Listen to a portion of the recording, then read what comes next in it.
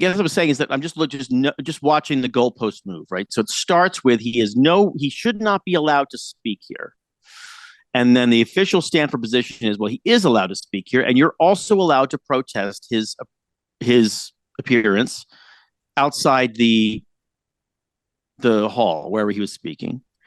And then the goalpost moved to, and he's not allowed to be a jerk if you interrupt him. He's got to be meek and polite and shut his mouth and take it.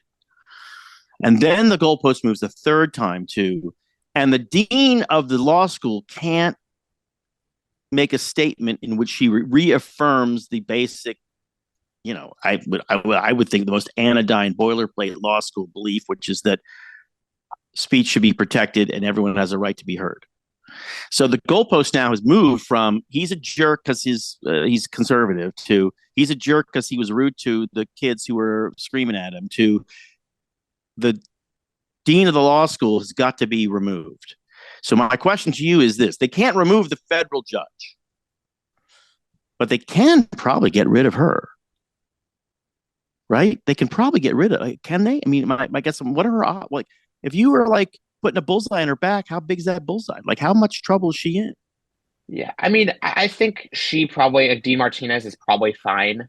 I think that really we've seen with the university president, the provost especially, where really what these activists want isn't necessarily to get the person fired, but they want uh, the person to be scared and to take their side again the next time. And that's really actually, if you read the piece that one of our writers put out in the Stanford Review 2 days ago about how Dean Steinbeck actually in January, she was moderating a panel with about free speech with a sort of judge that the Federalist Society had invited.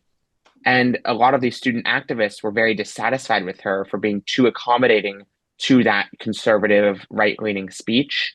And that is really what we think motivated Dean Steinbeck to end up behaving so poorly last week was that she needed to sort of get back in the good graces of the law school activists at Stanford.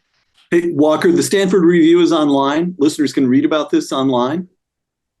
Yes, they can. Yes, this is our most recent article about how the entire event last Thursday was premeditated. The dean knew about it, other administrators knew about it, the students knew about it. They were all working together in cahoots to shut Judge Duncan down. Just Google on Stanford Review and it'll pop up. Got it.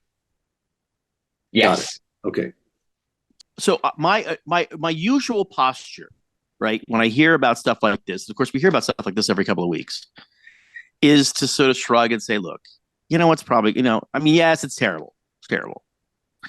But in all these schools, it's like, 20 loudmouth pains in the ass. And everybody else has got their heads down, just wants to go to class and get the law degree and then go work at Sullivan and Cromwell and make $1 billion. Most people are just kind of like, whatever, man, just keep it down. I got to do some reading. And that's what that is a lullaby I think I'm telling myself. But then you tell me, no. 80% of her class showed up wearing masks and like blindfolds or something. This is not a few troublemaking loudmouths at little babies, little emotional babies at Stanford Law. This is the student body of the Stanford Law School. So am I full of it when I say, oh, come on?